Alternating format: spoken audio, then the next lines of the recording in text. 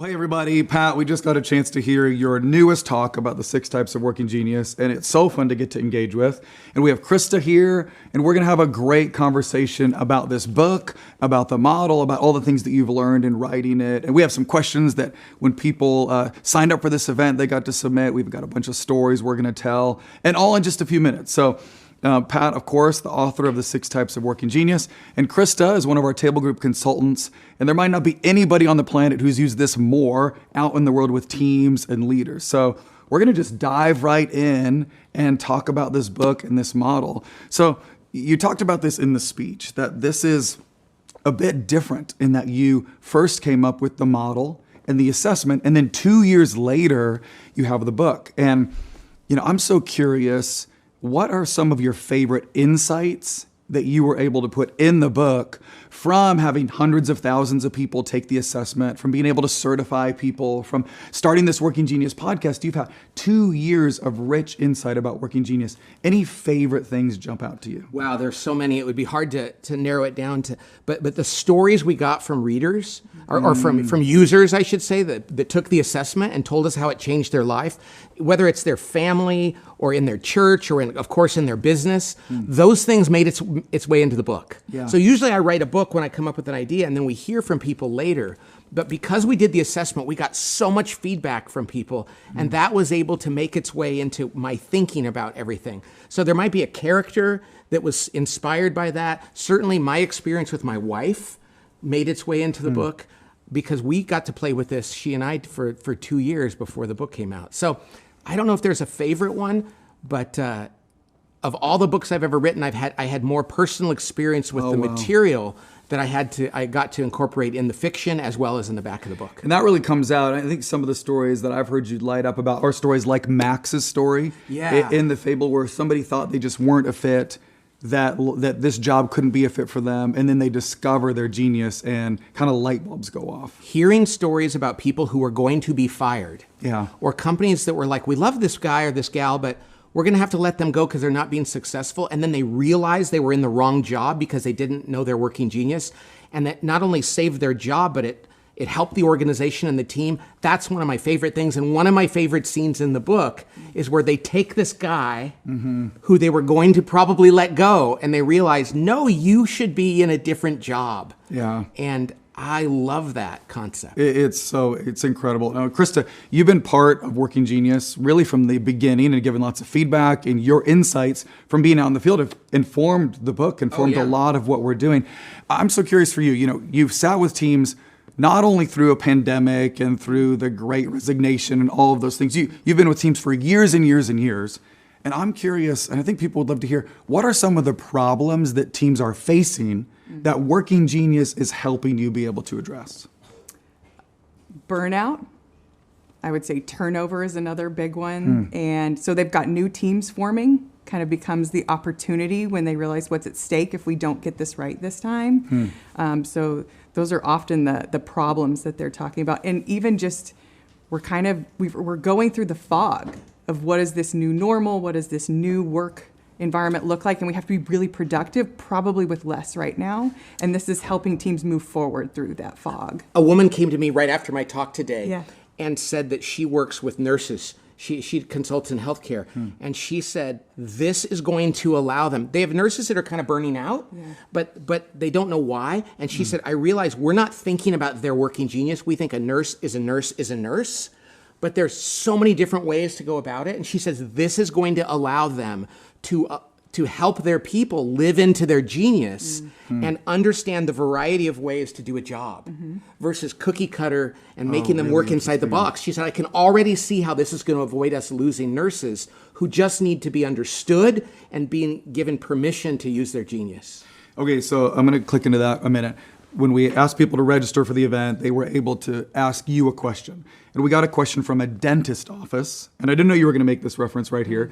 And they said, how could this apply? Because we're just asking people to clean teeth and fill out paperwork. Like, does Working Genius really apply to a group of nurses who, on paper, seem to have the same job? Like what practically could that look like for them? Yeah, it doesn't mean that you're going to go into your, people have work to do. And so what it is, it's about understanding them and understanding what parts of their job might be a challenge that they have to be really intentional about, and what parts of their job are a joy to them, and doing whatever you can to let them lean into their joy more, and then to actually appreciate when they're doing something that's not in their area of genius, and go, because none of us have jobs where we get to do everything we always want to do. But like in my office, Matt, he doesn't have tenacity. There's parts of his job that are tenacity oriented. And he says, I'm going to go into my tea cave. And he goes into the room, shuts the door, and comes out 2 hours later. We're like, you made it. Yeah. So the difference between that, inviting him to call that out, and then like rewarding him in a social way for doing that, versus making him feel like he's supposed to love that, is all the difference in the world. Again, this is not about perfection and idealism. It's about allowing somebody to be who they are, and recognizing when they're swimming against the stream that they can celebrate that and just grind through it for a while. Yeah. Can I add please. to that? So I think one is just the conversation of acknowledging your geniuses and your frustration.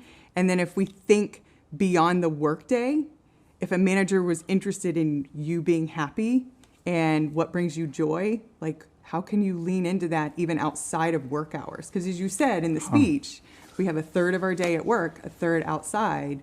Why not have a conversation that thinks beyond just the workday? You know something? We didn't mention this in the talk. This is so important. The vocabulary of working genius is so important, because when I'm at work now, I will say something to somebody and say, I'm just eyeing right now. I'm inventing. I'm not Gene. Because sometimes I can invent and it sounds like I'm asking them to do something. And at home, my wife can say, hey, I need to wonder a little bit. Because she'll ask big questions, and I think she wants to actually change the way we're living. And she goes, I'm just wondering.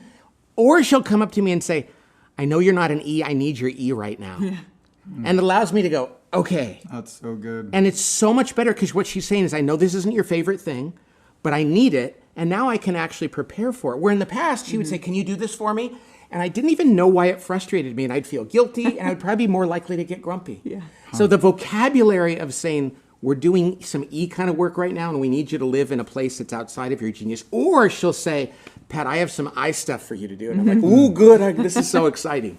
I'm going to get to the book, but Krista, you told me a story. I didn't tell you I was going to ask this, so hopefully it's okay. I think the person's name was Tim, and Tim talked about they'd been in the workplace for a long time, and nobody ever asked about this. Is that enough of a lead-in for you? It is. It is. Well, just going through the Working Genius with the team, he said in the session, I've been working here for 30 years. No one has ever asked me what brings me joy. Wow. So this gave that entry point in that moment. Which, of course, get teary right now? No. No.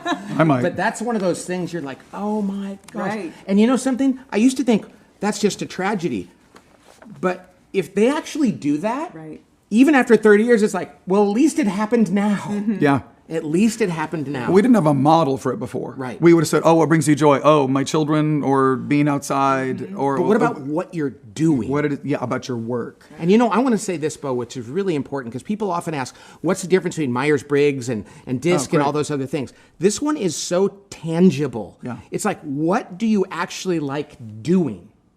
Like, what activities bring you joy and energy? And it's so applicable. It's fast. People look at it and they go, oh my gosh, if I could only do more of that, I would be happier. And it's easier for managers to apply that. It's easier to people understand about themselves.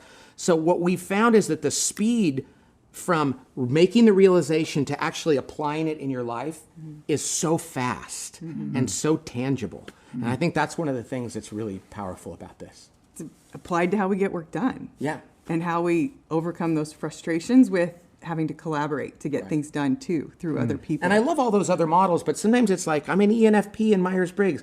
What does that mean for my day-to-day work? It's harder to know. But man, when I know that I'm an inventor, discerner, I know what parts of my day I want to do, when I'm outside of that, when I have to just grind it out. You see me, I keep opening the book because I want to ask you a question about the book, but now I want to ask you something else. So Krista, we've heard this a lot. People say, why would I want one more assessment? As you're out there with teams, what are the other objections that people have to even starting the process of Working Genius? Or what are the objections you face with leaders? Another assessment kind of thing. Yeah, because another assessment I could see be one of them. Are there other pushbacks that people have immediately to it? Mostly just that they've already done so many already. Why do we need another one? Or, hey, we as a team have already used and invested in a different assessment. Yeah.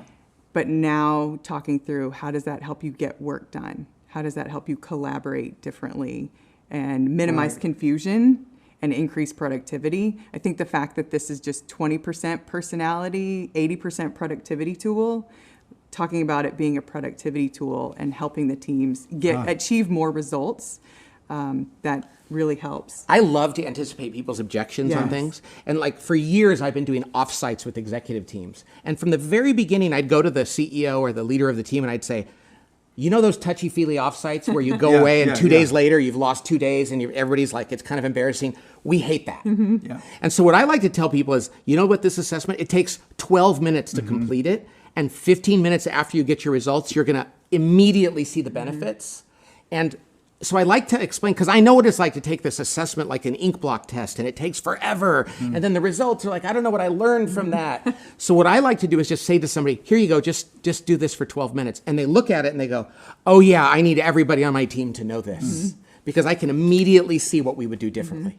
Yeah, the one of the things I love in the story, and for those who don't know, Pat, your books are often told through fables. Yeah. So you have a character who's experiencing some pain, and then the model helps them be able to figure out what they should do moving forward. Yeah. Is that it's real. It feels so real that the characters are pushing back in the way that normal people do. So even if you're a fan of Working Genius like I am, it was really helpful to me to be able to see how do we talk about some of those objections and actually give space for people to wrestle through some of that. Yeah, so I remember when I was first asked to write a book about leadership, because I came up with a model, I was like, oh no, I don't want to write one of those business books that's really long and that people won't finish. Because it bummed me out to think, the last 6 chapters nobody's ever going to read. Right. So I was a screenwriter for fun in a previous life, and I said, I'm going to write a fiction book that's relatively short, 1 plane ride, and that people will keep turning the page, and then they'll get done and they'll have learned it without even realizing it.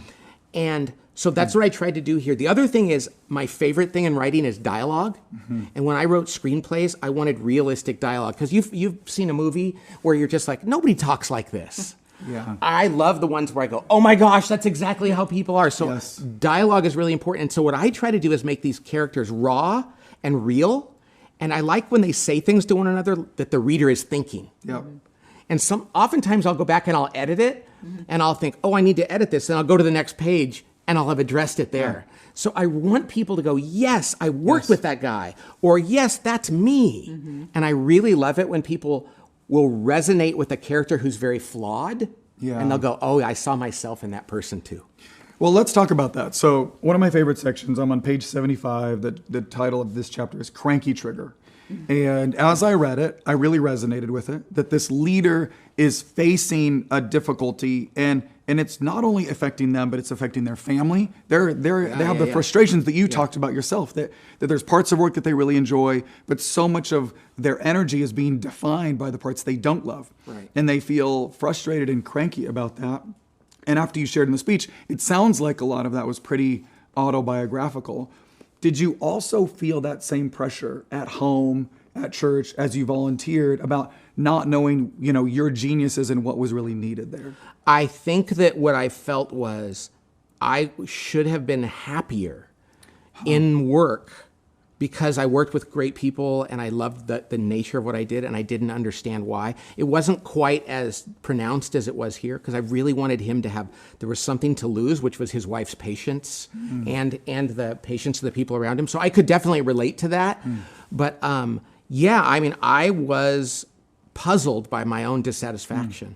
And I didn't like the fact that other people had to deal with that. So this book, probably more than almost any other, Getting Naked is pretty autobiographical. And this one had a lot about my own experience. And again, I think that was probably because I wrote this a few years after we came up with this, and I was able to really reflect on how this impacted my life. Okay, so your geniuses are invention, discernment. Your geniuses are wonder and discernment. And I didn't tell you I was going to ask you this, but kind of same question. In your life as a consultant and out there in the business space, what insight did this give you personally about the work that you do?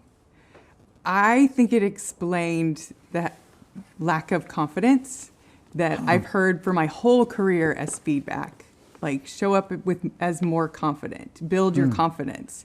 And it just helped me understand how I was coming across, even if I felt confident inside, or if I wasn't confident, is because I was kind of leaning into both questions and using that to help discern things. And so I wish I had that earlier in my career so I wouldn't feel guilty about it. Because the thing about a WD is that they're called the contemplative counselor. We have on our website, we have a phrase for every pairing. And the contemplative counselor has all these deep insights, and I know other people like this, and yet they're always like nuancing things. They're thinking about, well, what else is there? Maybe there's something else. So they don't come out and they say, this is the answer. They say, maybe this is the answer. And in fact, their answers are really good, but they do not want to overstate it because there might be a nuance. There's other types that will overstate things. Like me. Yeah, more so, because you're an inventor galvanizer. You're the evangelistic innovator. And so you'll be like, and you'll sell it harder. And then when somebody challenges you, you go, I wasn't sure that was right, but I just did it that default. way. Yeah. So people can say, why don't you have more confidence? You go, no, I'm just in my head wondering. Really interesting. And people will say to you, why are you so confident? I go, because I'm so excited. Yeah. And it's not a defect, it's a feature. And so that you should not feel guilty for getting so excited. You should not feel guilty for being such a nuanced thinker. It's a blessing. But until you have the words for that, you tend to just kind of say, well, there's something wrong with me. So Krista and I were looking on LinkedIn and social media the last couple of days for stories, because a lot of people are using the hashtag Working Genius and telling us about their stories. Which is so exciting. It's so fun. So I wanted to tell you a couple stories that I thought would be fun to just react to.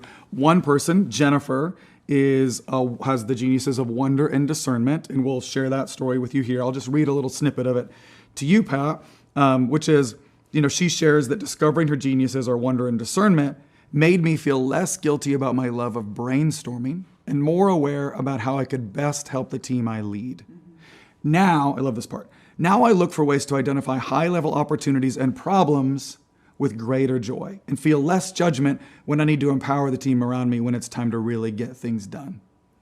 See, it's just like you have to embrace your strengths, totally embrace your weaknesses, and then you don't feel bad about leaning into some of those areas of weakness because you go, you guys know I'm not great at this, but I'll do it right now, rather than pretending I have to be good at all of it.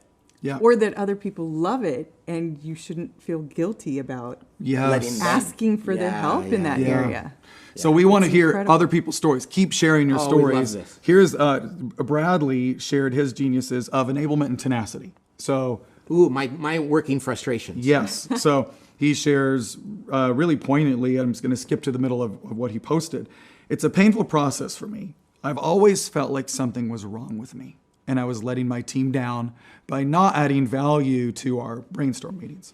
Understanding that those types of things do not bring me joy or fulfillment lets me focus on the things that I do enjoy, the ET stuff. My team now understands what I love to do, so they're better able to pull on me more when we reach the implementation stages of work. Yeah, he's the loyal finisher. And we need these people, and he can feel great about that. And he can go to a brainstorming meeting and go, I'm going to sit here and watch you guys and say, I don't know how you do this. And then when they get to implementation, they're going to sit there and they're going to go, we want to watch you because we don't know how you do this. It's so cool when everybody celebrates the other's genius. Yes. And as opposed to feeling guilty or judgmental. Yeah, I felt guilty for so long about not being good at the later stages of work. And to hear somebody like Bradley or other great team members that we work with who are saying, oh, can I come in and help now? It allows me to be able to stand taller in what I can do and empower other people in the right way. And it's so simple. I was so blessed. Thank you, God, for this. When I first started my company, my dad was like very conservative. We didn't have a lot of money. And he was like, I don't think you should do this. You're a vice president at a software company. You have benefits. He said, don't start your own company. I said, oh, Dad, I really want to do that. He goes, okay. And I said, and I'm bringing 4 people with me. And he goes, no. Start earning money before you bring them on. And I remember I didn't know Working Genius. I didn't know anything, but I was very aware of the fact. I said, Dad, I'll never make any money if I don't have people around me because I'm terrible at half the stuff we're going to need to do, and they're not. I didn't know what they were. I just had this intuitive feeling that if I didn't have them around me, it would never work. And I look back now, and I can look at the letters and go, I didn't have that. I didn't have that. I had this. They needed this. And it really explains a lot of our success. Oh, yeah. Well, so let's talk a little bit more about that. In the speech, you reference the team map of the table group and the company that you lead, and you talk about this in the book. And I also love this section on page 131. It's about reality, and you're starting to talk about, okay, so we've discovered this idea, and how do we put it to work? And the character Bull Brooks in the story is figuring out now what in his family, in his church environment, and in his work, and for his team members, even for what you call the littles, like the newer people on the younger team. people in the firm. So I would just love for you to share a little bit more about how has this impacted your leadership at the table group? Oh, well, the best thing is I actually allow myself not to be the chief galvanizing officer anymore. Mm-hmm. And Bo's a galvanizer and Cody's a galvanizer, and I go, oh, thank you, God. Because I used to feel like, well, I'm the leader, I should do that. And if other people are doing that, that might diminish me. And I'm like, no, in fact, it diminishes me when I have to do too much of that. Mm-hmm. It changes the way we interact with one another and appreciate one another.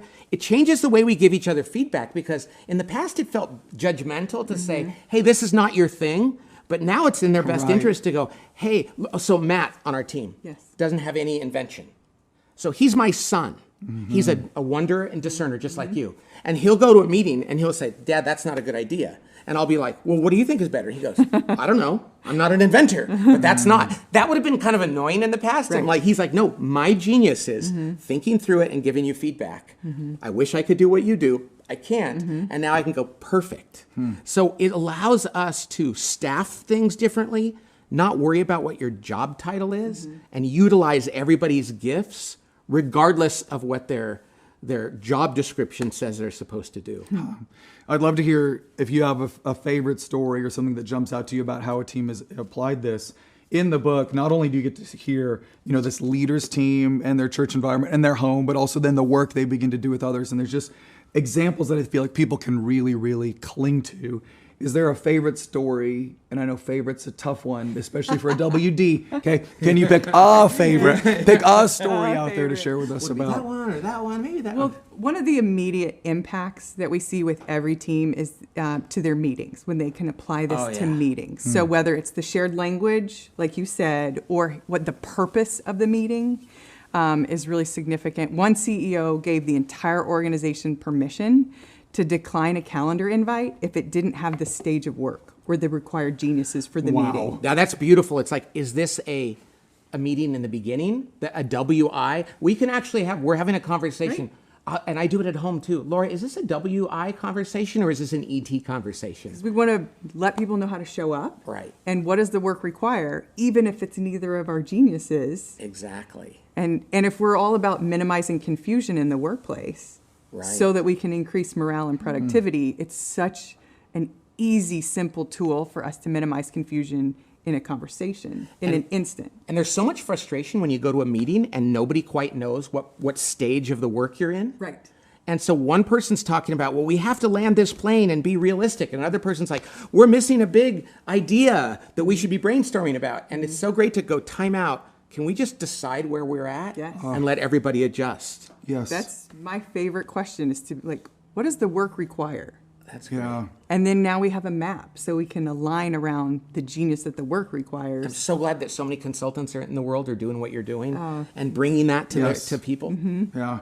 Okay, so obviously everybody should get the book, read the book. Not only is there a great fable, but in the back there's a lot of application about what this looks like for you as an individual and teams. And we're going to probably dive a little bit more into that now from all these questions from people about Working Genius, what it looks like out in the world, and your responses. So Pat doesn't usually see any of these questions before. You like to read through them, but you don't know which ones I'm going to pick for you. And we had 40 pages of questions come in. Yeah. And that's and we'll so probably great. get to 39. We love our readers and our users. They're so passionate. Yeah, I love it. So high level, what's the best way to begin a conversation with your organization to adopt the Working Genius model? What's the best way to start? Like if you're a leader, let's say, I think I think the most important thing after you do first of all, do it yourself. So don't say, let's all do, say, I'm going to do it myself. And then I'm just going to share it with people. Because once you do, and I think it's brilliant when you say, here's my working frustrations. Yeah. And people will go, so you know? Because they see it. Yes. And you go, oh yeah, I don't like this and it drains me. And they're suddenly like, oh my gosh, there's vulnerability and humility in that. and then they go, I want to know what mine are. And so I find that once you show to people what your results are, they're curious about themselves, but it's because you've said to them, I know I'm not great at all this stuff. So that to me is a great way to do it. And then to just anticipate objections. Hey, you guys, this is going to take you 12 minutes. And if people go, but we already did this one and we did this one. Like we worked with a team, Bo, you and I did a few months ago, and we did this with them. And they afterward said, well, we had used the Myers-Briggs in the past. So at dinner, we went over that and we put them together. Yes. So we, and even they said to us, so this is what you love doing. That's kind of how you show up. Yeah. And so I say, whatever that objection is, just explain, show it to them, show them what you've learned, and it usually gets people to open up. Does that make sense? Completely. That's such an interesting idea to start with showing your frustrations. So let's do this. Let's put your frustrations on the screen for our audience to be able to see. Mine. Right now. So they're looking at that. And this is from the newest updated version of the Working Genius report. So when somebody takes the assessment, they can see. And if you, it's just such an interesting idea to do the opposite of what the world would assume you should do, to be like, hey, boss, have you ever noticed this about me? And so your working frustrations, which we've covered, are enablement and tenacity. And to be able to just see that, be like, oh, you know that about yourself? Right. Oh, I didn't have to break the ice to be able to tell you. Right. Now, what about if you're like a middle manager, Krista? What if somebody's like, well, I'm not in charge of my company. You know, I lead a team, but I'm not ultimately the decision maker. What would you say to them about how they could incorporate some of this? Well, I was thinking of a particular woman's story as you were sharing that example, Pat, before. She actually, her big aha moment was her working competencies. Ah, this is interesting. Yeah. So, and what kind of got me was when she said, Krista, it's unfortunate how good I am at my working competencies.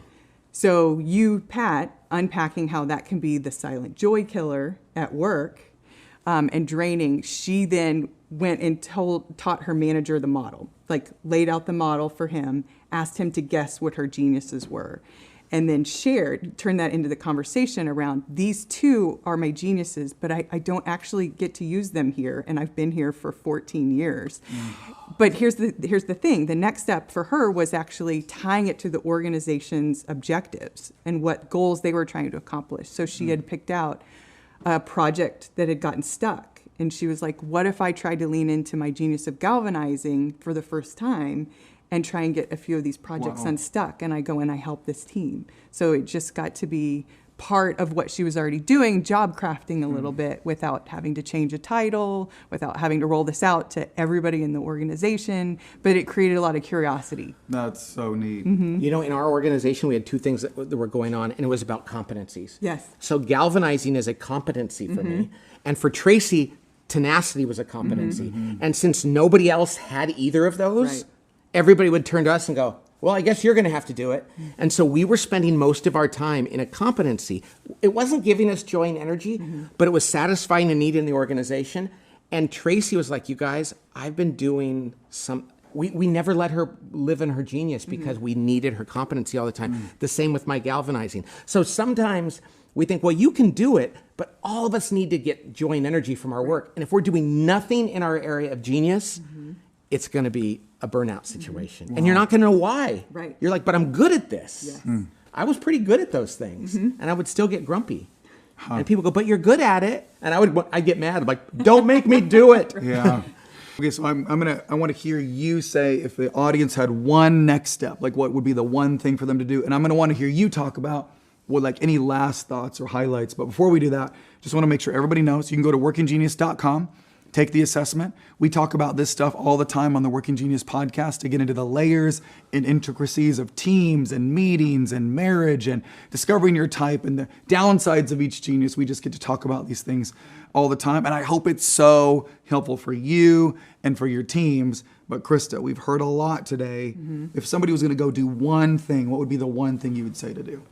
Besides buy the book or take the assessment. Okay, sure. Besides those things, what would be one thing that you would hope for somebody listening? I think to share the insight, whatever their favorite takeaway was, either from the speech this morning or their favorite aha moment that they discovered about themselves. And even more beautiful when it's something where we learned how to overcome guilt or frustration.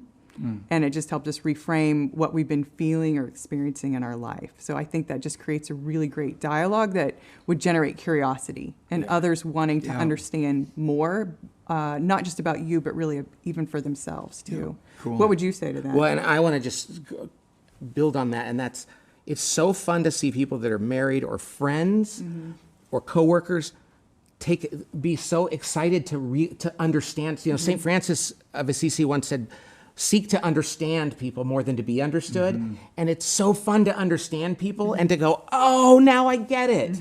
And it turns a relationship that might have even been contentious at times into one of like empathy.